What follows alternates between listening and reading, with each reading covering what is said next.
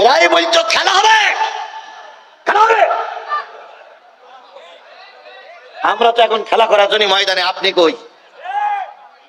আমরা খেলা করতে চাই, কথা বলেন ঠিক নেবে ঠিক। প্রায় ওনার নিয়ে অনেক টোল হয়েছে, অনেক কথা বলে। ওনার একটা গান, ভালো হয়ে যাও, ভালো হয়ে যাও মাসুদ তুমি, এ কথা কে কইবে আর, পালিয়ে গেছি কৌয়া কাদের, কেউ জানে না খবর তার, ভালো হয়ে যাও। আইনানে লান তামাসসুহুমুন নার, আইনুন বাকাত ফি খশিয়াতিল্লাহ ওয়া আইনুন বাতাত তাহরিসু ফি সাবিলিল্লাহ। নবী বললেন দুইটা চোখ দুই জায়গায় লাগাও, জাহান্নামে যাবা না। একটা চোখ রাতের অন্ধকারে সবাই যখন ঘুমিয়ে পড়বে, উজু করো, 2-4 রাকাত তাহাজ্জুদের নামাজ পড়ে মালিকের কাছে সাহায্য চাও, মালিক আমার চেষ্টায় কোরআন কায়েম হবে না যদি তুমি রহমত না করো। শুধু নিজে কাজ করলে হবে না, সাহায্য কার কাছে চাইতে হবে? 2 নাম্বার, সকাল হয়ে গেছে, ফজরের নামাজ পড়েছো, তোমার এই চোখে ঘুম লাগতেছে, এখন ঘুমানো যাবে না, এই চোখ নিয়ে দাওয়াতি কাজে বাহির হও। দেখো কোন লোকটা নামাজ পড়ে না, দেখো কোন লোকটা দিন কায়েমের পক্ষে নেই, দেখো কোন লোকটা বাতিলের পন্থী ঘুরতেছে, দাওয়াতি কাজ করো। দাওয়াতি কাজ করতে করতে সন্ধ্যা হয়ে যাবে, চোখে ধুলোবালি পড়বে, চোখ কষ্ট পাবে, চোখ ঘুমানোর জন্য আবদার করবে। এই চোখটারে কষ্ট দিয়ে যদি দিনে দাওয়াত চালু রাখতে পারো আর রাতে যদি তাহাজ্জুদ নামাজ পড়তে পারো, আল্লাহর কাছে কাঁদতে পারো, আমি রাসূল বললাম তোমার এই 2টা চোখ জাহান্নামে যাবে না, তার মানে অবশ্যই তুমি জান্নাতি। তাহলে আজকের থেকে 2টা চোখ 2 জায়গায় লাগাইতে হবে, কাঁদতে হবে কার কাছে? আল্লাহর কাছে। আর দাওয়াতি কাজ করতে হবে চোখের কষ্ট দিয়ে মানুষের কাছে। এই 2টা কাজ যদি আগামী নির্বাচন পর্যন্ত, আগামী নির্বাচনের আগ পর্যন্ত যদি সবাই ময়দানে কাজ করি, আল্লাহর কসম বাতিলেরা আর মাথা উঁচু করতে পারবে না। এরাই বলতো খেলা হবে, খেলা হবে। আমরা তো এখন খেলা করার জন্য ময়দানে, আপনি কই? আমরা খেলা করতে চাই, কথা বলেন ঠিক নেবে ঠিক। প্রায় ওনার নিয়ে অনেক টোল হয়েছে, অনেক কথা বলে। ওনার একটা গান, ভালো হয়ে যাও, ভালো হয়ে যাও মাসুদ তুমি, এ কথা কে কইবে আর, পালিয়ে গেছি কৌয়া কাদের, কেউ জানে না খবর তার, ভালো হয়ে যাও। ভালো হয়ে যাও, ভালো হয়ে যাও মাসুদ তুমি, এ কথা কে কইবে আর, হারিয়ে গেছি কৌয়া কাদের, কেউ জানে না খবর তার, ভালো হয়ে যাও।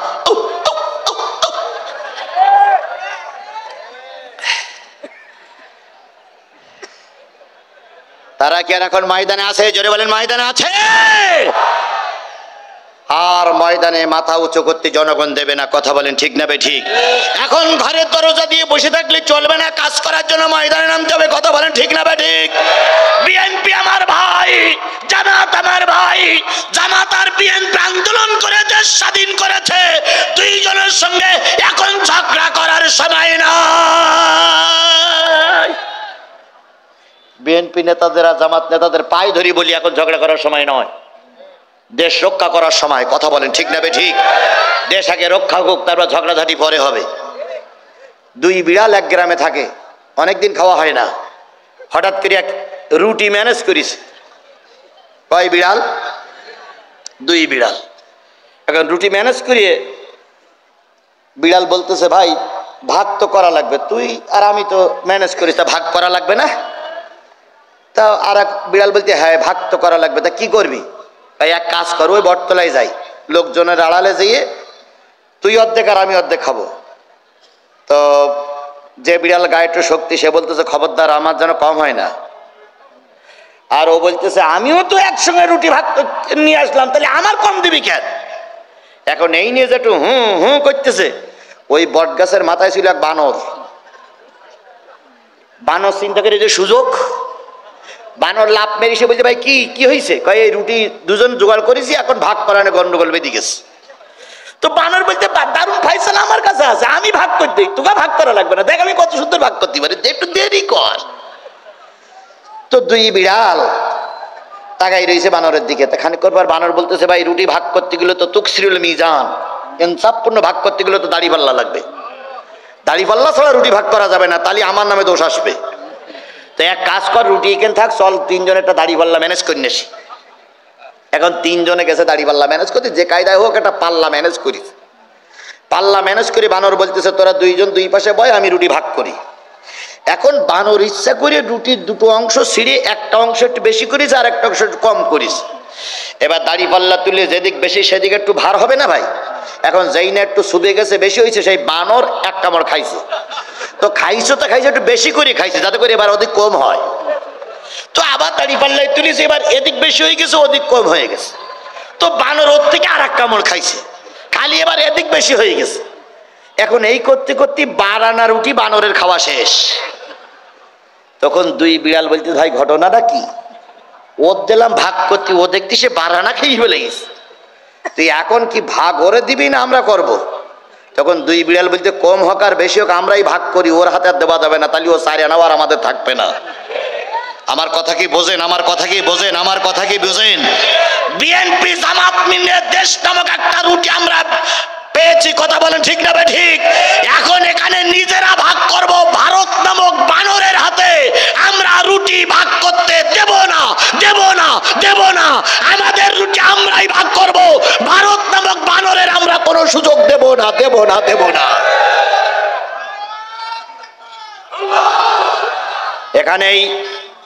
এখানে এই রুটি ভাগ করতে বানর আসবে, এখানে রুটি ভাগ করতে ভারত আসবে, আমেরিকা আসবে, চীন আসবে।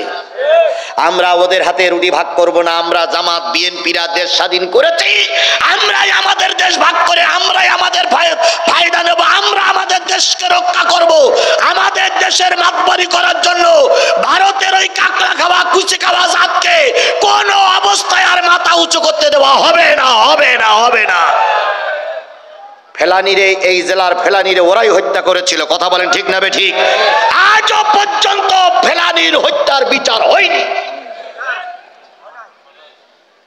মায়া দেখাও, ভারত তোমার দেশ বড়, তুমি অনেক সৈন্য সমাপ্ত নিয়ে আছো, তোমার পারমাণবিক বোমা আছে, ভয় দেখাও না, তোমার যা আছে তার চেয়ে আমার বেশি আছে।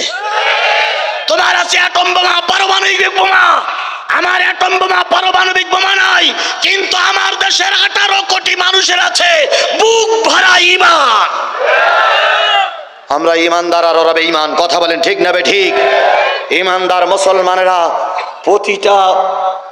প্রতিটা ইট ভাটার থেকে ইটির খোয়া নেব, আর 3.5 হাত বাঁশের লাঠিতে তেল মাখাই লাঠি ঘাড়ে করে নেব। নারাই তাকবীর, আল্লাহু আকবার স্লোগানে দিকে উঠবে।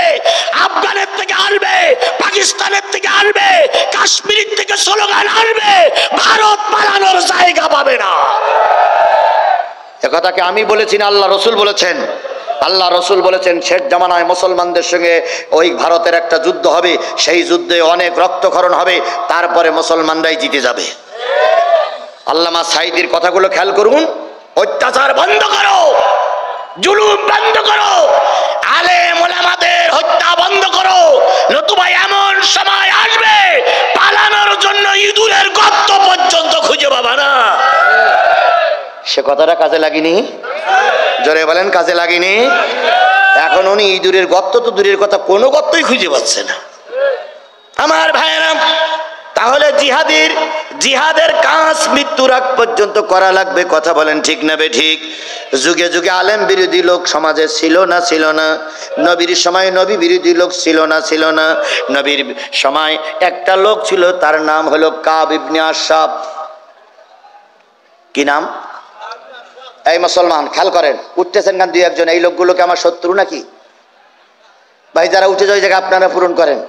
সকলের কাছে কোরআন ভালো লাগবে না, সবাই কোরআন পছন্দ করে না, কথা বলেন ঠিক না ঠিক? কারোর যাত্রা ভালো লাগে, কারোর সিনেমা ভালো লাগে, কারোর পুতুল নাচ ভালো লাগে, আর কারোর কোরআন ভালো লাগে। কাব ইবনে আশরাফ রাসূলের নামে কবিতা লিখল। এখন প্রায় জায়গায় নবীর বিরুদ্ধে কবিতা লেখে, কথা বলেন ঠিক না বে ঠিক। কাব ইবনে আশরাফ একটা কবিতা লিখলো, কবিতার সারাংশটা ছিল রসুল বহু নারী লোভী, রসুল বহু নারী লোভী। রসুল হলো দেশ দখলকারী, রসুল হলো মানুষের কাছ থেকে অন্যায় ভাবে চাঁদা আদায়কারী। বিভিন্ন কবিতার কথা যখন রসুলের কানে আসলো, আল্লাহর নবী মসজিদে আসলেন, রসুলের চোখ বেয়ে টপ টপ টপ টপ করে পানি পড়তেছে। সাহাবী আজমাইনগণ বলেন, ইয়া রাসূলুল্লাহ, ঘরে যখন খাবার থাকে না, ছোট্ট ছোট্ট বাচ্চাগুলো মদিনার মসজিদে ঢুকাইয়ে দেওয়া হয়। 3 দিন 4 দিন পর ওই বাচ্চাটার মা যখন এসে বলে, সোনার মানিক বাড়ি চল, রুটি আর খেজুরের ব্যবস্থা হয়েছে, ওই বাচ্চাটা বাহির হয়ে মার মুখে চুমা দিয়ে বলে, আম্মু ফিরে যাও, দয়ার নবীর চেহারার দিকে তাকাইলে পেটে ক্ষুধা থাকে না। হযরত আনাস রাদিয়াল্লাহু তাআলা একটা হাদিস বর্ণনা করেছেন, আমি কোন একদিন পূর্ণিমার চাঁদে খোলা আকাশের নিচে বসাছিলাম, চাঁদ যখন মাথার কাছে আসলো, আমি চাঁদের দিকে একবার তাকাই, নবী মুহাম্মাদের দিকে একবার তাকাই, অনেকবার তাকিয়ে তাকিয়ে যখন দেখতেছিলাম, নবী তখন বললেন, আনাস আমার দিকে একবার তাকাও, চাঁদের দিকে একবার তাকাও, কারণটা কি? আনাস রাদিয়াল্লাহু তাআলা আনহু নবীজির গলা জড়াই ধরে 2 গালে 2 চুমা দিয়ে বলেন, ইয়া রাসূলুল্লাহ, আপনার চেহারার দিকে তাকাইয়েছি আর চাঁদের দিকে তাকাইয়েছি, চাঁদের ভিতরে কলঙ্কের ছাপ পেয়েছি, কিন্তু আপনার চেহারার ভিতরে কোনো কলঙ্কের ছাপ পাই নাই। হযরত আয়েশা সিদ্দিকা রাদিয়াল্লাহু তাআলা আনহা বর্ণনা করেছেন, রাতের বেলায় নবী কাজকর্ম শেষ করে এশার সালাত আদায় করে ঘরে ফিরতেন, জামাগুলো যখন খুলে দিতেন, কাপড়গুলো যখন খুলে দিতেন, রাষ্ট্রীয় কাজ করতে যে নবীজির জামাটা ছিঁড়ে গেছে, কাপড়টা ছিঁড়ে গেছে, আমি রসুলকে কম্বল মুড়ি দিয়ে শোয়াই দিয়ে রসুলের ছেঁড়া জামাগুলো সেলাই করতাম। সেলাই করতে করতে কখন জানি লন্ঠনের তেল ফুরায় গেছে, বাতিটা নিভে গেছে, হাতের সুস্তা পড়ে গেছে। আমি চিন্তা করতাম, এখনো তো রসুলের কাপড় সেলাই করা শেষ হয়নি, এখন রসুলের কাপড় তো সেলাই করা লাগবে, লন্ঠনে তেল নাই, ঘর অন্ধকার হয়ে গেছে। আমার মাথায় একটা বুদ্ধি আসতো, রসুল কম্বল মুড়ি দিয়ে শুয়ে আছে, কম্বলটা মুখের থেকে সরায় নাও, চেহারায় যে আলো হবে, ওই আলোয় তুমি তোমার হারানো সুখ খুঁজে পাবে। হযরত আয়েশা বলেছেন, আমি রসুলের চেহারার থেকে কম্বল সরাই দিতাম, ঘর আলোকময় হয়ে যেত, ওই আলোয় আমি আমার হারানোর সুখ খুঁজে পেতাম। তাহলে রসুল কেমন মানুষ ছিলেন এবার ভাবুন। সেই রসুলের বিরুদ্ধে কবিতা লিখেছে, পয়েন্ট কয়টা বললাম? 3টা। 1 নম্বরে দেশ দখল করি, 2 নম্বর বহু নারী লোভী, 3 নম্বর চাঁদা আদায়কারী। নবীজির চেহারাটা মলিন, সাহাবীরা কাঁদতেছে, ইয়া রাসূলুল্লাহ কি হয়েছে বলবেন কি? নবী বলেন, ওমর রে, তোমরা তো জানো, দুনিয়ার মানুষ জানে, আমি খাদিজার যখন বিয়ে করলাম, খাদিজার বয়স তখন কত? 40। আমার বয়স তখন কত? 25। আমি যদি প্রকৃত নারী লোভী হতাম, 25 বছরের একজন যুবক 40 বছরের বুড়ি নিয়ে ঘর সংসার করতে পারত না। কথা বলেন, কথা বলেন, কথা বলেন, কথা বলেন। তারপরে শুধু তাই নয়, আল্লাহ নবী যখন খাদিজারে বিয়ে করেছিলেন, খাদিজার এর আগে 3টে বিয়ে হয়েছিল। প্রথম পক্ষের যে সন্তানটা ছিল, সেই সন্তানটার বয়স হলো 22 বছর, আর নবীজির সঙ্গে বিয়ে হচ্ছে, নবীর বয়স কত বছর? 25 বছর। 22 বছরের ছেলে এসে বলতেছে, আম্মু আমার বয়স যা, তার থেকে 2-3 বছরের বড় মোহাম্মদ, তুমি তার সঙ্গে বিয়ে করতেছো কেন? খাদিজা ডাক দিয়ে বললেন, বাজান, নবীর চেহারা দেখে, আলামত দেখে বুঝেছি এই লোকটি একদিন ভবিষ্যতে আল্লাহর নবী হয়ে যাবে।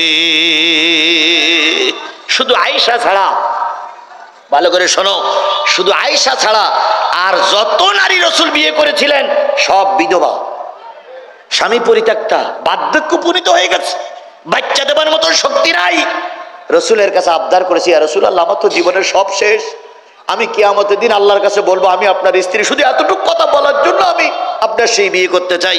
নবীজির এমনও জীবন সঙ্গিনী ছিল যে বিয়ে করার পরে একটা দিনের জন্য সহবাস অর্থাৎ মিলন করার সুযোগ পায়নি, কারণ তাদের সেই ক্ষমতা ছিল না। রসুল এরকম দুর্বল মানুষদেরকে নিয়েও তাদেরকে আশা পূর্ণ করেছেন। আর কাব ইবনে আশরাফ বলতেছে, রসুল বহু নারী লোভী। এই কথা শোনার পর সাহাবীদের মন পাগল হয়ে গেল। কেউ বলতেছে এখনই ধরে নিয়ে আসবো, কেউ বলতেছে এখনই খুন করব। আমার ভাইয়েরা, পিছনে ছিলেন একজন জীর্ণ শীর্ণ মানুষ, আমাদের বসার বাইরেও কিছু লোক দাঁড়ানো আছে না, এরকম একটা জীর্ণ শীর্ণ মানুষ, নাম তার হলো মুহাম্মদ ইবনে মাসলামা। নাম কি বললাম? মুহাম্মদ ইবনে। ও ভাই, আমি কিন্তু বানানো কোনো কল্প কাহিনী বলতেছি না। ৩য় হিজরি 14ই রবিউল আউয়াল, ৩য় হিজরি সোমবারের দিন পূর্ণিমার রাত্রিতে এশার নামাজের পরে আল্লাহর নবীর সঙ্গে ওই মুহাম্মদ ইবনে মাসলামা দেখা করলেন। এসে বলতেছি, ইয়া রাসূলুল্লাহ, আপনি যদি আমাকে অনুমতি দেন, আগামীকাল সকালবেলা, সকাল হওয়ার আগেই কাব ইবনে আশরাফের কাল্লাটা আমি আপনার কাছে হাজির করব। নবীজি বললেন, তুমি কি পারবে? মুহাম্মদ ইবনে মাসলামা বলেন, ইয়া রাসূলুল্লাহ, জিহাদের কাজ করতে আল্লাহ বলেছে, আমি এই জিহাদটা করতে চাই। সুবহানাল্লাহ বলেন। আল্লাহ নবী বললেন, যাও, অনুমতি দিলাম। মুহাম্মদ ইবনে মাসলামা দাঁড়ায় আছে, যাও না কেন? নবী বলেন, ইয়া রাসূল, মুহাম্মদ ইবনে মাসলামা বলেন, ইয়া রাসূলুল্লাহ, যেতে তো চাই, কিন্তু ওই বড় কাফেরের সঙ্গে লড়াই করতে গেলে তো তরবারির দরকার, আমার তো তরবারি নেই। হযরত ওসমান গনি রাদিয়াল্লাহু তাআলা বললেন, আমার তরবারি দিয়ে দিলাম। সুবহানাল্লাহ। তরবারি নিলেন। এরপরে নবীজি বললেন, এবার যাও। মুহাম্মদ ইবনে মাসলামা বলতেছে, ইয়া রাসূলুল্লাহ, আমার সঙ্গে আরো 3 জন সাথী আছে, তাদেরকে অনুমতি দেন। নবীজি বললেন, তাও অনুমতি দিলাম। তাহলে বিরাট বড় নেতার সঙ্গে মোকাবেলা করতে যাবে দুর্বল কয়জন মুসলমান? আরো জোরে বলেন, কয়জন মুসলমান? 4 জন মুসলমান সবল নেতা, শক্তিশালী নেতা, হ্যাডাম নেতার মোকাবেলা করতে যাবে। এদের তেলের ভিতরে আছে ঈমান, আর ওরা হলে হ্যাডাম নেতা। হ্যাডাম নেতা ঈমানদারের কাছে টেকে না। 7ই জানুয়ারির আগে কিছু হ্যাডাম নেতা বাইরে হইল না ভাই? সে নেতাগুলো এখন কোথায়? কোথায়? কুড়িগ্রামের অনেক নেতারাই বলতো, বিএনপি জামাতের ময়দানে নামতে দেওয়া হবে না, বলতো না? এখন আপনি এসে দেখে যান, একটু দয়া করে দেখে যান। আমরাই এদেশে ছিলাম, এদেশে আছি, এদেশে আমরাই থাকবো। কথা বলে ঠিক না ঠিক? আর যারা দালালি করে তারা এদেশে আর কখনো থাকতে পারবে না, পারবে না, পারবে না। যে পুলিশগুলো তাদের দালালি করতো, সেই পুলিশ এখন কোমরে দড়ি বেঁধে টানতেছে। সেদিন দেখলাম কোর্টে সব কটার একসঙ্গে তুলেছে। সর্বাগে আছে আইনমন্ত্রী, তারপরে আছে দরবেশ বাবা। দরবেশ বাবার নাম জানেন আপনারা? সালমান এফ রহমান। তারপর আছে শাহজাহান চৌধুরী, তারপর আছে পলক সাহেব, তারপরে খানিকক্ষণ পরে দেখলাম কালামানিক। সব লাইন দিয়ে আসতেছে, আর পুলিশ চারিপারে ব্যারিকেড দিয়ে দড়ি ধরে নিয়ে আসতেছে। আমি দেখে একটু কেন্দেই ফেললাম। যদি বলেন আওয়ামী লীগের জন্য না, আমি চিন্তা করলাম, আল্লাহ, যেই পুলিশ ওদের দিকে স্যালুট দিত, সেই পুলিশ এখন কোমরে দড়ি বেঁধে টানতেছে। এর নাম আল্লাহর বিচার। এর নাম কার বিচার? এর নাম আল্লাহর বিচার। আল্লাহ ছিল, আল্লাহ আছে, আল্লাহই থাকবে। কথা বলেন ঠিক না বেঠিক? সুতরাং চিন্তার কোনো কারণ নেই। আল্লাহ যদি আমাদের সহযোগিতা করে, পৃথিবীর কোন শক্তি আমাদেরকে টলাইতে পারবে না। দুর্বল কয়জন মানুষ বিশাল এক নেতার মোকাবেলা করার জন্য যাচ্ছে। রাতের বেলায় আল্লাহর নবীর কাছ থেকে বিদায় নিয়ে চলে গেলেন। কাব ইবনে আশরাফের বাড়ির সামনে যেয়ে মুহাম্মদ ইবনে মাসলামা ডাক দিয়েছে, বন্ধু, বন্ধু, বন্ধু। কে? মুহাম্মদ ইবনে মাসলামা। আরে ভাই, তুমি না মুসলমান হয়ে গেছো? তুমি না বাংলাদেশ জামাত ইসলামের লোক? আর আমি না আওয়ামী লীগের লোক? তোমরা না যুদ্ধ অপরাধী? আমরা না মুক্তিযুদ্ধের পক্ষের লোক? এখানে আজকে সভাপতি মুক্তিযোদ্ধা না? কই যে সভাপতি কই? এই সব মুক্তিযুদ্ধের আমরা স্যালুট জানাই। কথা বলেন ঠিক না বেঠিক? এনারা প্রকৃত মুক্তিযোদ্ধা। বাংলাদেশে 2টা গ্রুপ ছিল, একটা হচ্ছে বীর মুক্তিযোদ্ধা, আর একটা হচ্ছে বীর মুক্তিযোদ্ধা। যারা প্রকৃত যুদ্ধ করেছে, দেশ স্বাধীনের জন্য ময়দানে লড়াই করেছে, তাদেরকে আমরা স্যালুট জানাই, স্যালুট জানাই, স্যালুট জানাই। তারা হলো বীর মুক্তিযোদ্ধা। আর যারা ময়দানে কাজ করেনি, মুক্তিযোদ্ধার ভাতার নিয়ে,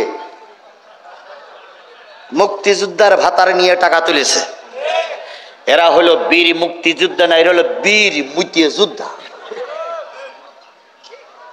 এবার বলুন তো, বীর মুক্তিযোদ্ধা বেশি না বীর মুক্তিযোদ্ধা বেশি? বীর মুক্তিযোদ্ধা কম, বীর মুক্তিযোদ্ধাই বেশি। আমরা এই সমস্ত মুরব্বীদের সম্মান জানাই, এদেরকে আমরা স্যালুট জানাই, হৃদয়ের স্পন্দন থেকে ভালোবাসা জানাই। সেই দিন যদি ওই মোকাবেলা করার জন্য এনারা ময়দানে না নামতো, আমরা হয়তো একটা স্বাধীন দেশ পেতাম না। এই জন্য আমরা বীর মুক্তিযোদ্ধাদের স্যালুট জানাই, সম্মান জানাই। কথা বলেন ঠিক না বেঠিক? আমার ভাইয়েরা, কাব ইবনে আশরাফ বলতেছে, তুমি না নবীর দলের লোক। মুহাম্মদ ইবনে মাসলামা বলতেছে, ভাই আমি আর নবীর দলে থাকবো না। কেন? নবী শুধু চান্দা চায়। কি চায়? এই যে খানিকক্ষণ আগে একটা চান্দা চালাম না, কে জন্য? মসজিদের জন্য। মসজিদ করবে চান্দা দাও, যুদ্ধ করবে চান্দা দাও, ঘর বানাবে চান্দা দাও, তারপরে টাকা কি বলে জায়গা কিনবে চান্দা দাও। এ চান্দা সে চান্দা, চান্দায় জর্জরিত। এই জন্য আমরা এই 4 জন বেরিয়ে আসছি রাতের অন্ধকারে, নবীর দলে আজ যাব না। কাব ইবনে আশরাফ বলতে, কথাটা কি অন্তরের কথা না মুখের কথা? যারা একবার মুসলমান হয় তারা তো আর ফিরে আসে না। বাংলাদেশের সব দলের ভিতরে রদবদল হয়, পট পরিবর্তন হয়, কিন্তু বাংলাদেশ জামাত ইসলামীর ভিতরে যে কি জাদু আছে আল্লাহই ভালো জানে। একবার ও দলে যারা ঢোকে তারা আর বেরোয় না। ওর গা মনে হয় ওই গামটি মারা জাদু আছে, ধৈর্য বলি একবার যদি ঢুকাতে পারে তাহলে আর বেরোয় না। কথাটা কি বাড়াই বললাম না ঠিক বললাম? আওয়ামী লীগ ক্ষমতায় গেলে বিএনপির লোক আওয়ামী লীগে যোগ দেয়, বিএনপি ক্ষমতায় আসলে আওয়ামী লীগের লোক বিএনপিতে যোগ দেয়, জাতীয় পার্টি ক্ষমতায় গেলে বিএনপি আওয়ামী লীগের লোক জাতীয় পার্টি হয়, আবার আওয়ামী লীগ ক্ষমতা আসলে বিএনপি জাতীয় পার্টির লোক আওয়ামী লীগ হয়। কিন্তু একটা দলে আমি দেখেছি, বাংলাদেশ জামাত ইসলামীর আপনা থেকে আপনা একজন নেতা কর্মী, 2-1 যে নেই তা বলবো না, প্রায় নেতা কর্মী হাজারো মামলা খেটেছে, কিন্তু দল পরিবর্তন করে আওয়ামী লীগের পাশাটা গোলাম হয়নি। বিএনপি জাতীয় পার্টির ভাইরা ভুল বুঝেন না, 2-1 জায়গার সমস্যা সব জায়গায় আছে। আমাদের বাংলাদেশ জামাত ইসলামের ভিতরে যে নেই তা বলবো না, কিন্তু সেখানে কম। একবার যারা জামাত ইসলাম হয়, একবার যারা রোকন হয়, একবার যারা কর্মী ঘোষিত হয়, সে যদি দল নাও করে তবু অন্তত আর কোন দল না করলে আওয়ামী লীগ করবে না।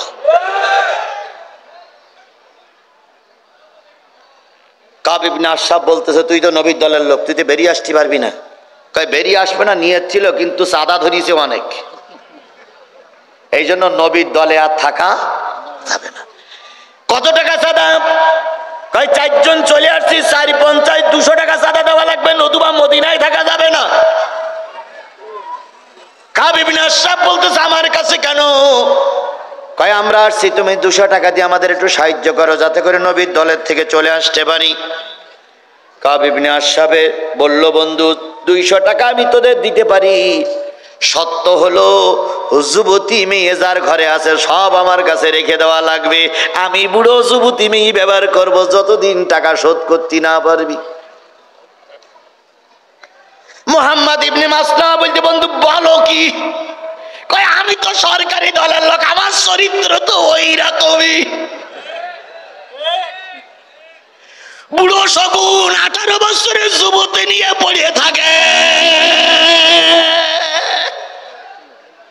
আর মঞ্চে উঠে বলে, আর নেতার চরিত্র ফুলের মতন পবিত্র। নেতা একান পাইছি ভাই আব্দুল কাদের দুলাভাই, দুলাভাইয়ের চরিত্র ফুলের মতন পবিত্র। দুলাভাই আছে যেখানে আমরা আছি সেখানে, দুলাভাই গেছে কবরে তোমরা কেন উপরে। হাসিনা ছিল যেখানে তোমরা ছিলে সেখানে, হাসিনা এখন ভারতে তোমরা কেন এপারে, হাসিনা গেছে ওপারে তোমরা কেন এপারে।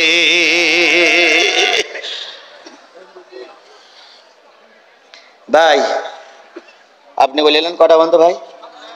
11:30 তো হয়ে গেছে।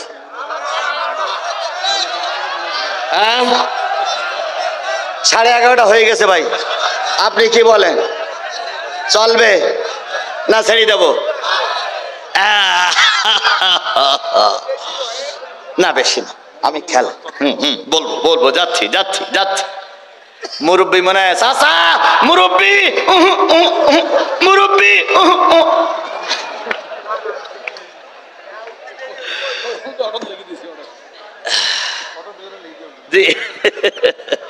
আল্লাহ ও ভাই, আর আশা হবে কিনা আল্লাহই ভালো জানে।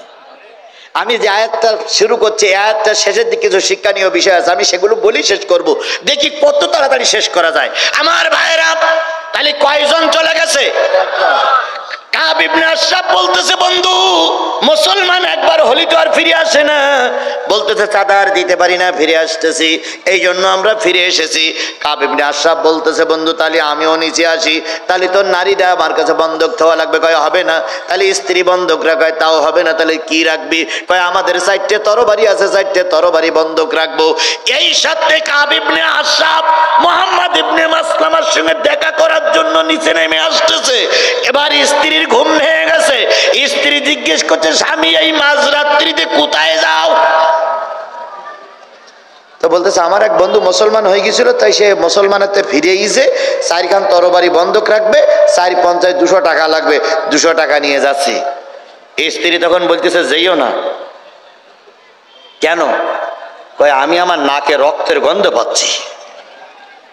আমার বিশ্বাস মুসলমানের নবীর বিরুদ্ধে কথা বলেছ, মুসলমান জীবন দিতে পারে, কিন্তু নবীর বিরুদ্ধে কোনো কথা বললে মুসলমান সহ্য করতে পারে না। লা ইউমিনু আহাদুকুম হাত্তা আকুনা আহাব্বা ইলাইহি মিন ওয়ালিদিহি ওয়া ওয়ালাদিহি ওয়ান নাসি আজমাইন। ততক্ষণ পর্যন্ত কোনো ব্যক্তি মুমিন বলে দাবি করতে পারবে না যতক্ষণ পর্যন্ত পিতা মাতা ভাই বোন পাড়া প্রতিবেশী নেতা নেত্রী সবার চাইতে নবী মুহাম্মাদের অন্তরের ভিতরে জায়গা দিতে না পারবে, ততক্ষণ সে মুমিন বলে দাবি করতে পারবে না। মুসলমানরা নবীকে এইরকম ভাবে ভালোবাসে। তুমি যাচ্ছাও তরবারি জমা দেবে আর টাকা দেবা, আমার বিশ্বাস তোমার কাল্লা আলাদা করে ফেলবে। কাব ইবনে আশরাফ বলতে তুই মেয়ে লোক বুঝিস না, চুপ করতে থাক। আজকের সমাজে মেয়ে লোকদের দাম কম, কথা বলেন ঠিক না বা ঠিক? কিন্তু আল্লাহর নবী যুদ্ধ করতে যখন যাইতেন নারীদের সঙ্গে পরামর্শ করতেন। এই জন্য আজকের পৃথিবীর অর্ধেক নারী আর অর্ধেক পুরুষ, বাংলাদেশের অর্ধেকের বেশি নারী, এই নারীগুলো যদি নামাজি হয়ে যায়, এই নারীগুলো যদি দিনদার হয়ে যায়, এই নারীগুলো যদি পরেশগারিনী হয়ে যায়, এই মায়েরা যদি কোরআনওয়ালা হয়ে যায়, আল্লাহর কসম গোটা দেশ কোরআনওয়ালা হয়ে যাবে। একজন বলেছিল আমাকে একটা শিক্ষিত মা দাও, আমি তোমাকে একটা শিক্ষিত জাতি উপহার দেব। এই জন্য মায়ের ভূমিকা কোনো অবস্থায় কম নয়, কথা বলেন ঠিক না বে ঠিক? যে সমস্ত মা বোনেরা শুনতে এসেছেন, আপনারা আমাকে দেখতেছেন না কিন্তু আমি আপনাদের দেখতেছি। মা বোনদের কাছে আমার নসিহত হলো যতদিন বেঁচে আছেন 5 ওয়াক্ত নামাজ পড়বেন। 5 ওয়াক্ত নামাজ কি শুধু পুরুষের জন্য না নারীর জন্য? সকলের জন্য 5 ওয়াক্ত নামাজ ফরজ। ও মা, মা ও আমার মা জননী, ভালো করে শোনো, তোমার মতন একটা মায়ের সংকীর্ণ ছোট্ট একটা পেটের ভিতরে আমি ছিলাম। তোমাদের মতন একটা ছোট্ট পেটে আল্লামা সাঈদী ছিল। তোমাদের মতন একটা ছোট্ট পেটের ভিতরে মরহুম প্রেসিডেন্ট মুজিবুর রহমান ছিল। তোমাদের মতন একটা ছোট্ট পেটের ভিতরে শহীদ প্রেসিডেন্ট জিয়াউর রহমান ছিল। সেখান থেকে বেরিয়ে হয়েছে। সুতরাং তোমাদের পেটটা বড় পবিত্র। মা, এই পেটে যে সন্তানটা দিবে, তুমি যদি নামাজি হও তোমার সন্তানও নামাজি হবে। এই জন্য 1 নম্বর নসিহত হচ্ছে মেয়েদের জন্য, পুরুষেরাও 5 ওয়াক্ত নামাজ পড়বে, নারীরাও 5 ওয়াক্ত নামাজ পড়বে। 2 নম্বর নসিহত হচ্ছে মা বোন তোমরা বড় হলে পর্দা করো। 3 নম্বর, স্বামী বিয়ে হওয়ার পরে স্বামীর খেদমত করে চলবে আর কোরআন কায়েমের জন্য চেষ্টা করবে। আমরা পুরুষ আল্লাহর দরবারে বছরের পরে বছর কৈফিয়ত দেবো, তোমাদের বিনা কৈফিয়ত আল্লাহ জান্নাত দিয়ে দেবে। আল্লাহ মা বোনদেরকে জান্নাত হিসেবে কবুল করুক। আমার ভাইরা চলুন সামনে যাই। মুহাম্মদ ইবনে মাসলামা এক কথা বললেন তুই চুপ, এক কথা বললেন তুমি চলে এসো। এই ছেলেরা, এই ছেলেরা, এই পোস্টার বিতরণ, ছেলেরা একটু পরে বিতরণ করো, একটু পরে দাঁড়াও, আমার অস্ত্র শেষ হয়ে যাক, ডিস্টার্ব করো না। নাই তো তোমাদের একটা পোস্টার আমার কাছে দাও, আমি বলে দেবো, এখন ডিস্টার্ব করো না। তোমাদের একটা পোস্টার আমার মাহফিল এখানে দাও, আমি বলে দেবো। আমার ভাইরা, কাব ইবনে আশরাফ চলে আসলেন। কয় টাকা দেওয়া লাগবে? 200 টাকা। 450, 200 টাকা। মোহাম্মদ ইবনে মাসলামা একটু এগিয়ে গিয়ে দেখা করলেন, বন্ধুরে তুমি ছাড়া আমার আর কেউ নাই, নবীর দল থেকে ফিরে এসেছি। এবার মোহাম্মদ ইবনে মাসলামা বলতেছে, বন্ধু জীবনে অনেক আতর গোলাপ দেখলাম, কিন্তু তোমার শরীর থেকে এত আতরের গন্ধ আমি তো কখনো আর পাই নাই। কাব ইবনে আশরাফ বলতেছে, আমি বড় দামি আতর ব্যবহার করি, কারণ আমি সরকারি দলের বড় নেতা। আর সরকারি দলের হ্যাডাম নেতারাই বড় বড় দামি দামি জিনিস ব্যবহার করে। যেই নেতার স্যান্ডেলের কেনা পয়সা ছিল না, 3 বছর সরকারি দলে থেকে ওই নেতা এখন কোটি কোটি টাকার মালিক। এরকম নেতা বোধহয় কুড়িগ্রাম নাই, এরকম নেতাকে কুড়িগ্রামে নাই। সেই নেতাগুলো যদি যত টাকা মেরে খেয়েছে, সেই টাকাগুলো যদি ভারত বা অন্য দেশে পাচার না করে আমাদের দেশে মিল কারখানা করত, তাহলে আমাদের দেশের অনেক লোকের চাকরির আয়ের সংস্থা হয়ে যেত। কথা বলেন ঠিক না বেঠিক? কিন্তু এরা মেরে মেরে সব বিদেশে পাঠায়েছে। ডাক্তার মোহাম্মদ ইউনূসকে বলি, ওরা কিন্তু দোয়া ইউনূস পড়তেছে, কিন্তু এখন আর দোয়া ইউনূস পড়লে হবে না, বিদেশের টাকা ফিরিয়ে আনা লাগবে। আইনমন্ত্রী আর দরবেশ বাবা নৌকায় চড়ি যেদিকে ধরা পড়িল, জানেন আপনারা? নৌকায় চড়ি যাচ্ছিল, ধরা পড়িছে। এখন ধরা পড়িয়েছে, ধরা যখন পড়িস তখন দরবেশ বাবা দোয়া ইউনূস পড়তেছে, লা ইলাহা ইল্লা আনতা সুবহানাকা ইন্নী কুনতু মিনাজ জালিমিন, লা ইলাহা ইল্লা আনতা সুবহানাকা ইন্নী কুনতু মিনাজ জালিমিন। তো একটা ছেলে পুলিশই ডেকে বলতেছে, স্যার এই লোক বলো সেই দরবেশ বাবা দোয়া ইউনূস পড়তেছে। তো পুলিশ তখন ফোন করেছে ইউনূস সাহেবের কাছে, স্যার দরবেশ বাবা ধরা পড়িস, দোয়া ইউনূস পড়তেছে। দরবেশ বাবা ইউনূস তখন বলতেছে, ওর বলে দে দোয়া ইউনূস পড়ে লাভ হবে না, ইউনূস তো বড় চেয়ারে বসে আছে, ওই এখন দোয়া ইউনূস পড়ে লাভ হবে না, ওর রিমান্ডে যাওয়া লাগবে। যতই দোয়া ইউনূস পড়াপড়ি করে, এখন ইউনূস কিন্তু ক্ষমতায়। কথা বলেন, কথা বলেন। আজকের এই বিশাল কাফেলা থেকে, বিশাল কাফেলা নিয়ে ইউনূস সরকারকে বলতে চাই, আপনি আপনার কাজে চালিয়ে যান। গোটা বাংলাদেশের 18 কোটি মানুষ আপনার সাথে আছে। আমরা ইউনূস সরকারের সাহায্য করে এদেশকে স্বাধীন করেছি। স্বাধীনতার পতাকা আমরা বিফলে যেতে দেব না। কারা কারা স্বাধীনতার পক্ষে আছেন, 2 হাত উঁচু করে আল্লাহরে দেখান। আল্লাহ এই হাতগুলোরে ইউনূস সাহেবের পক্ষে কাজ করার তৌফিক দান করুক। আরো জোরে বলেন আমিন, আরো জোরে আমিন। আমার ভাইয়েরা, মুসলমান কয়জন? বড় নেতা নিচে নেমে আসছে, এবার বলতেছে অস্ত্র জমা দাও। অস্ত্র জমা দেবে। মোহাম্মদ ইবনে মাসলামা 3 জনের বলেছে রেডি হ, আমি যখন বলবো ধর, শুধু বলবো ধর, অমনি ধরে ফেলবি। এরা 3 জন তরবারি রেখে, হাতে রেখে বোটা মানে তরবারির বাট ধরে অপেক্ষা করতেছে, শুধু হুকুম দিলি হয়। আল্লাহ রাব্বুল আলামিন বলতেছে জিহাদ করো, জিহাদের হক আদায় করে। মিল্লাত আবিকুম ইব্রাহিম, আর তোমাদের পিতার আনাত, তোমাদের পিতার আনা ধর্মের পরে টিকে থাকো। তিনি তোমাদের নাম রেখেছে মুসলমান, ইব্রাহিমের ধর্মের পরে টিকে থাকো, কারণ তিনি তোমাদের মুসলিম মিল্লাতের পিতা। এবার বলুন তো মুসলমানদের পিতার নাম কি? আরো জোরে বলেন, মুসলমানদের পিতার নাম কি? এবার বলুন তো পিতা হয় কয়জন? হ্যাঁ না, পিতা হয় 3 জন। একটা হলো গোটা মানব জাতির পিতা, নাম কি? না, আদম আলাইহিস সালাম না? হিন্দুদের পিতা আদম, মুসলমানদের পিতা আদম, খ্রিস্টানদের পিতা আদম, বৌদ্ধদের পিতা আদম, সমস্ত মানব জাতির পিতাকে। তাহলে আদি পিতাকে, ওই হলো 1 নম্বর পিতা। 2 নম্বর মিল্লাত আবিকুম ইব্রাহিম, মুসলমানদের পিতার নাম। আর একজন হলো যেই পিতা আমাকে জন্ম দিয়েছে, ওই পিতার এক একজনের নাম আছে। তাহলে পিতা হয় কয়জন? তাহলে এই 3 পিতার বেশি যদি বাপ হয়, তাহলে বুঝতে হবে জন্মটা নিশ্চয়ই খারাপ। ছোট ছেলে স্কুল যাওয়া পর্যন্ত বুঝি না, স্কুল গেছে স্কুল যাওয়ার পরে এসে বলতে, মা আমার আব্বা কয়জন? তো মা বলতেছে, তোর আব্বা 2 জন, ওই কুষ্টিয়ার মুদি দোকানদার আর কুড়িগ্রামের চাউল দোকানদার। তো ছেলে বলতে, মা 2 জন আব্বা? তো বলতেছে, হ্যাঁ। বলুন তো, যদি এক কুষ্টিয়ার আব্বা একজন আর কুড়িগ্রামের আব্বা একজন হয়, 2 জন আব্বা যদি কারো জন্মের সময় জন্ম দেয়, সে কি বৈধ না অবৈধ? জোরে বলেন, বৈধ না অবৈধ? তাহলে বাংলাদেশে যতগুলো রাজনৈতিক দল আছে সব দলের নেতার কাছে জিজ্ঞেস করি, বলুন তো বাংলাদেশ জামাত ইসলামের নেতা কর্মীরা মুসলিম মিল্লাতের পিতার নাম কি? সবাই মিলে বলেন, মুসলিম মিল্লাতের পিতার নাম কি? বাংলাদেশ জাতীয়তাবাদী দল বিএনপির কাছে জিজ্ঞেস করি, মুসলিম মিল্লাতের পিতার নাম কি? ইব্রাহিম আলাইহিস সালাম। জাতীয় পার্টির নেতাদের কাছে জিজ্ঞেস করি, আমাদের পিতার নাম কি? ইব্রাহিম আলাইহিস সালাম। কেবলমাত্র একমাত্র শুধুমাত্র বাংলাদেশ আওয়ামী লীগের কাছে তাদের জাতির পিতা ছিল বঙ্গবন্ধু।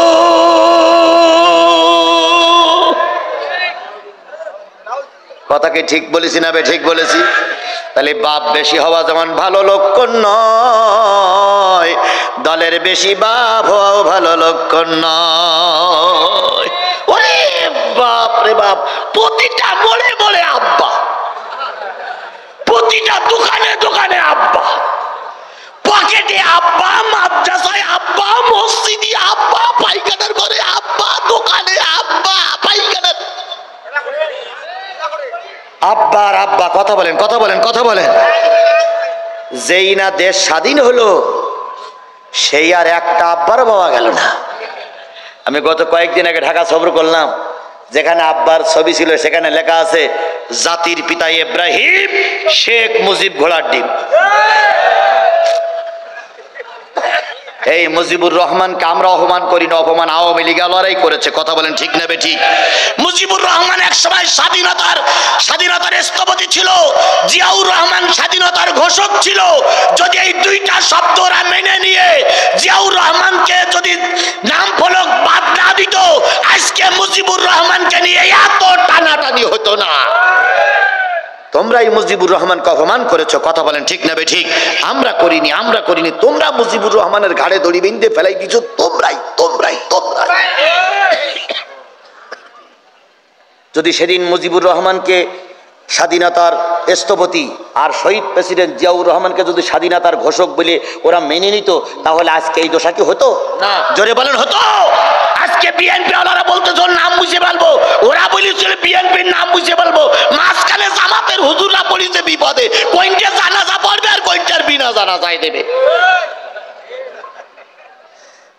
জামাতের হুজুর এখন মহা বিপদে আছে। আমার ভাইয়েরা, আল্লাহ রাব্বুল আলামিন তাই বলতেছে, তোমার পিতার নাম কি? কোরআনে আছে তোমাদের পিতার নাম ইব্রাহিম, কারণ তিনি তোমাদের নাম রেখেছে মুসলমান। মিন ক্বাবলু ওয়া বিহাযা লিয়াকুনার রাসূল, এই কিতাবে তোমার নাম মুসলমান, আগের কিতাবে তোমার নাম মুসলমান ছিল, যাতে করে রাসূলটা তোমাদের সাক্ষী হতে করে। ওয়া তাকুনু শুহাদা আলান নাস, এই কিতাব থেকে গেল পরবর্তী মানুষ যারা আসবে তারাও তোমাদের পক্ষে সাক্ষী দেবে তোমরা কি মুসলমান, তোমরা কি। এবার আমাদের সকলের কাছে শিক্ষা, এতক্ষণ ওয়াজ আমার শেষে এখনই মোনাজাতের দিকে যাব, ওটাও ঠিক করা চলবে না। বাবা ভাই সকলের কাছে বলি, কবরে কি আমাদের কোনো আপন লোক নাই? নেই? তাদের জন্য দোয়া হবে, আর আল্লাহ আমার দোয়া ফিরাইয়ে দেবে না, আমি 100% বিশ্বাস করি, কারণ আমি একজন মুসাফির। মুসাফিরি দোয়া আল্লাহ ফিরাইয়ে দেয় না। 2 নম্বর, আমি কথা বলছি এই ময়দানে, এই মাহফিলের চেয়ারে বসে, আমার নামে 20টা মামলা, 20টা মামলার আসামি আমি। তাহলে আমি একজন মাজলুম। কথা বলেন, কথা বলেন, কথা বলেন। যত লোক রিমান্ডে ছিল, আয়না ঘরে ছিল, আমাকে 5 দিন রিমান্ডে রাখা হয়েছিল। 5 দিনের ভিতরে আমার চোখ মোটে খুলিনি, আমার হাত বাঁধা, পা বাঁধা, কোমরে দড়ি বেঁধে চেয়ারের সঙ্গে বেঁধে রেখেছিল। 5 দিন পায়খানা পেশাব পর্যন্ত ওরা করতে দেয়নি, বলেছিল ওই যে কাপড়ে পরে আছেন ওই কাপড়েই পায়খানা করেন। 5 দিন পরে ওরা কি বুঝলো, 10 লক্ষ টাকা নিল, নেবার পরে বলল জীবনে বাঁচাই দিলাম। মানে উনি হইল ফেরাউনির পরে আর এক খোদা, তাই উনি আমাকে বাঁচাই দিয়েছিলেন। আমি সেই নির্যাতিত একজন বক্তা, নির্যাতিত একজন মুসলমান। সুতরাং মাজলুমের দোয়া আল্লাহ ফিরাই দিতে আমি আপনাদের জন্য দোয়া করব। আমাকে ফেলাই রেখে আপনারা চলে যাবেন? আমরা দোয়া করে যাব না ইনশাল্লাহ? আমার আলোচনা প্রায় শেষ, একদম শেষের দিকে এসেছি, আল্লাহ বলতেছেন এতক্ষণ যারা ওয়াজ শুনলে, এতক্ষণ যারা 10টার আগে জিহাদি মঞ্চে উঠেছে, প্রায় 12টা বাজে, এতক্ষণ যারা ওয়াজ শুনলে তাদের জন্য নসিহত হচ্ছে ফাকিমুস সালাহ। যতদিন বেশি থাকবা, যে দলের নেতা কর্মী হও, 5 ওয়াক্ত নামাজ পড়বা। কার নির্দেশ? এই নির্দেশটা শুধু মঞ্চে যারা বসে আছে তাদের জন্য, এই নির্দেশটা যারা নিচে বসে আছেন তাদের জন্য, এই নির্দেশটা মা বোনেরা যারা ওয়াজ শুনতেছে তাদের জন্য, সকলের জন্য আল্লাহর নির্দেশ হচ্ছে যতদিন বেশি আছো কয় ওয়াক্ত নামাজ পড়বা। আমরা কি আজকের এই মাহফিল থেকে এই ওয়াদা করতে পারি যে যতদিন বেঁচে আছি ততদিন ইচ্ছা করে আর 1 ওয়াক্ত নামাজ কাজা করব না? এই ওয়াদা কি করতে পারি? কেন করবেন? কিয়ামতের দিন সর্বপ্রথম যারা জান্নাতে যাবে তারা নামাজি। সর্বপ্রথম যারা জান্নাতে যাবে তারা কি? আর কিয়ামতের দিন সর্বপ্রথম যারা জাহান্নামে যাবে তারা কি? বেনামাজি। তাহলে আমরা জাহান্নামে যেতে চাই না জান্নাতে যেতে চাই? তাহলে জান্নাতে যেতে গেলে নামাজ নামাজ নামাজ। তাহলে আজকের এই বিশাল কাফেলার কাছে এই ওয়াদা কি করতে পারি যে যতদিন বেশি আছি নামাজ কাজা করব না? কারা কারা রাজি আছেন যে নামাজ পড়বেন, নামাজের পক্ষে থাকবেন? আল্লাহর হাত উঁচু করে দেখান। আল্লাহ এই হাতগুলোরে দিনের খাতিরে কবুল করুন। আরো জোরে বলেন আমিন। ভাই, আপনি যদি নামাজ পড়েন, আমি যদি নামাজ পড়ি, আল্লাহর লাভ হবে। আর আমি যদি নামাজ না পড়ি, আমি যদি বেনামাজি হই, তাহলে ক্ষতিটা কার হবে? আমারই হবে। এই জন্য সকলের পায়ে ধরে ওই মুসাফির বানুর দোয়া করে গেলাম, যতদিন বেঁচে আছি আর নামাজ কাজা করব। আল্লাহ বলেন ফাকিমুস সালাম ওয়া আতুজ যাকাত, যাকাত পয়সা বেশি হলে যাকাত দাও, ওয়া আতাসিমু বিল্লাহ, আর সকলে একত্রিত হয়ে আল্লাহর কোরআনের আইন চালু করে দাও। ওয়াতাসিমু বিহাবলিল্লাহ বিল্লাহ, আল্লাহর রশিকে সবাই মিলে ধরো, তাহলে আগামীতে আমরা সবাই কোরআনের ছায়াতলে থেকে দিন কায়েমের পক্ষে থাকব। রাজি আছেন তো সবাই? আল্লাহ সবাইকে দিন কায়েমের পক্ষে কবুল করুক। আল্লাহ বলতেছেন হুয়া মাওলাকুম, তিনি তোমাদের মাওলা। ফানেমাল মাওলা, জেনে রাখো তিনি তোমাদের অনেক বড় দয়াকারী মাওলা। ফানেমান নাসির, বিপদে পড়লে তিনি তোমাদের সাহায্য করবেন। আল্লাহ রসুল বলেছেন আফজালুল জিহাদ কালিমাতুল হক ইনদা সুলতানুন জায়ের, সবচেয়ে বড় জিহাদ হলো জালেম শাসকের সামনে সত্য কথা বলা। কথা বলেন ঠিক না ঠিক? এই বিগত 15টা বছর যারা জালেমের সামনে সত্য কথা বলেছে, এরাই হলো বাংলাদেশের সবচেয়ে বড় মুজাহিদ। আল্লাহ ওই মুজাহিদের সঙ্গে আমাদের সবাইকে কবুল করুক। মুহাম্মদ ইবনে মাসলামা হয়ে গেছে মোনাজাত, সূরা ফাতিহা ইখলাস শরীফ পড়তে থাকেন, মোনাজাত হয়ে গেছে মোনাজাত। মুহাম্মদ ইবনে মাসলামা কাব ইবনে আশরাফের নিয়ে একেবারে নিকটবর্তী হয়ে গেছে। কাব ইবনে আশরাফ বলতেছে বন্ধু তরবারি দাও। মুহাম্মদ ইবনে মাসলামা বলতেছে বন্ধু 4টে তরবারি দেব, কত টাকা দাও? 200 টাকা দাও। মুহাম্মদ ইবনে মাসলামার কথা শুনে কাব ইবনে আশরাফ পকেটের দিকে তাকায় টাকা কেবল বের করবে, আর মুহাম্মদ ইবনে মাসলামা রাসূলের গরীব সাহাবী ইশারা করেছে লাগা লাগা লাগা রে লাগা, আলকাতরা লাগা। 3 জন বাঘের বাচ্চার মতন সাহাবী ছুটে আসলো। মুহাম্মদ ইবনে মাসলামা 4 জনে মিলে পৃথিবীর সবচেয়ে কুখ্যাত সন্ত্রাসী কাব ইবনে আশরাফকে তারা হত্যা করলো। রাতের অন্ধকারে তাহাজ্জুদের নামাজ পড়ে আল্লাহর নবী দোয়া করতেছে, আল্লাহ প্রতিষ্ঠিত একটা সরকার, প্রতিষ্ঠিত একটা গভর্নমেন্ট চুরি করি হোক আর ডাকাত করি হোক ক্ষমতায় আছে, তাদের মোকাবেলা করার জন্য কিছু কিছু বাচ্চারা ময়দানে নেমেছে। গরিব 4 জন সাহাবী ময়দানে গেছে। ও আমার রব, তোমার সাহায্য তাদেরকে দিয়ে সাহায্য করো। গভীর রজনীতে ফিরে আসলো 4 জন নেতৃত্ব দিয়ে। মুহাম্মদ ইবনে মাসলামার হাতে আছে কাব ইবনে আশরাফের মাথা। নবীর বাড়ির সামনে এসে বলতেছে ইয়া রাসূলুল্লাহ, নবীজি বলতেছে তোমাদের কাজ সাকসেসফুল, সুবহানাল্লাহ। মুহাম্মদ ইবনে মাসলামা বলতেছে ইয়া রাসূলুল্লাহ, আমরা কাজ সাকসেসফুল করা আপনি জানলেন কি করে? নবীজি বলতেছে তোমাদেরকে ময়দানে পাঠিয়ে আমি ঘরে বসে বসে আল্লাহর কাছে কান্নাকাটি করেছি, আল্লাহ যেন তোমাদের বিজয় বেশে ফিরাইয়া নিয়ে আসে। আজকে সমন্বয়কের যুবকেরা তোমরা ময়দানে নেমেছিলে, আমরা তাহাজ্জুদ পড়ে চোখের পানি ফেলায়ে তোমাদের জন্য মালিকের কাছে কেঁদেছি। কথা বলেন, কথা বলেন, কথা বলেন। আমরা কি ঘরে চুপ করে বসেছিলাম? আমরা ময়দানে তোমাদের নামাই দিয়ে আমরা আনন্দ দেখিনি, আমরা অবশ্যই মালিকের কাছে তোমাদের জন্য কেঁদেছি। আর তোমরা যখন দেখতেছো একের পর এক মারা যাচ্ছ, আমরা আরো কিছু লোকদেরকে তোমাদের পিছনে পাঠিয়ে দিয়েছি যেভাবে হোক। সুতরাং তোমরা ময়দানে ছিলে, আমরা দোয়া করেছি, আল্লাহ রহমত করেছে কে? মুহাম্মদ ইবনে মাসলামা যখন লাশটা নিয়ে আসলো, মাথাটা নিয়ে আসলো, নবীজি বললেন কিভাবে হত্যা করলে? এইভাবে হত্যা করেছি। আল্লাহ নবী বললেন মুহাম্মদ ইবনে মাসলামা রে, তুমি যখন কাজ করতেছিলে তোমার কাজের উপরে আল্লাহর রহমতের হাত ছিল। আজকেও এই ছোট ছোট জেলের ছেলেরা দেশ স্বাধীন করতে পারতো না যদি কার রহমত না থাকতো। তাহলে আল্লাহর রহমত করে আল্লাহ দেশ স্বাধীন করলেন, সেই আল্লাহরে ভুলে গেলে চলবে? কথা বলেন, সেই আল্লাহরে ভুলে গেলে চলবে? সুতরাং যে সমন্বয়কেরা কাজ করেছে, যত শহীদ হয়েছে সবাইকে আল্লাহ মাফ করে দিক। আগামীতে ঐক্যবদ্ধভাবে দেশের স্বাধীনতা সার্বভৌম রাখার জন্য আমরা সকলে এক প্ল্যাটফর্মে কাজ করব।